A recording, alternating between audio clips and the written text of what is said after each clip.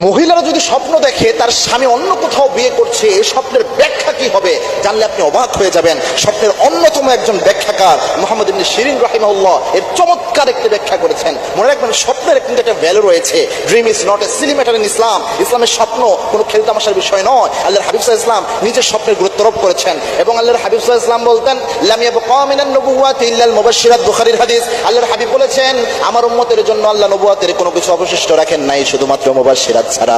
সাহাবা একরাম প্রশ্ন করলেন, ইয়া রাসূলুল্লাহ, মুবাশশিরাত কি? আল্লাহর হাবিব সাল্লাল্লাহু আলাইহি ওয়াসাল্লাম বলেছেন, আর রুইয়া সলিহা, ভালো স্বপ্ন, এটা হচ্ছে মুবাশশিরাত। অর্থাৎ আমার উম্মত, যেহেতু আমি নবী, শেষ নবী, আমার পরে আর কোনো নবী আসবে না, আল্লাহর পক্ষ থেকে কোনো সুসংবাদ, কোনো ভালো সংবাদ, কোনো ভালো কিছু আল্লাহ যখন দেখাতে চাইবেন, আমার উম্মতকে আল্লাহ সুন্দর স্বপ্ন, ভালো স্বপ্ন দেখায়া আল্লাহ রাব্বুল আলামিন ডিক্লারেশন দিবেন, দিক নির্দেশনা আল্লাহ রাব্বুল আলামিন দান করবেন। সুতরাং স্বপ্নের একটা ভ্যালু ইসলামে রয়েছে। এজন্য কোনো মহিলা যদি দেখে স্বপ্নে তার স্বামী অন্য কোথাও বিয়ে করছে, এই স্বপ্নের ব্যাখ্যা কি?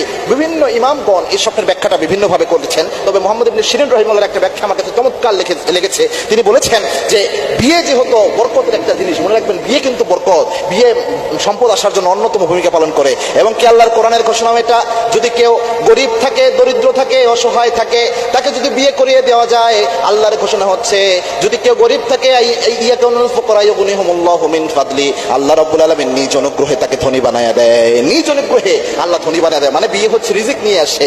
যে কয়টা জিনিস মানুষের রিজিকে বরকত বাড়ায়, বিয়ে একটা। কোন স্ত্রী যদি তার স্বামীকে অন্য কোথাও বিয়ে হতে দেখে, এর ব্যাখ্যা হচ্ছে তার স্ত্রীর এটা বুঝে নিতে হবে যে তার স্বামী হয়তো ভালো কোনো রিজিকের সোর্স সামনে বের হবে, তার সংসারে কোনো বরকত আসবে, অন্য কোথাও দেখলেও আসবে। এটা হচ্ছে এক নম্বর ব্যাখ্যা।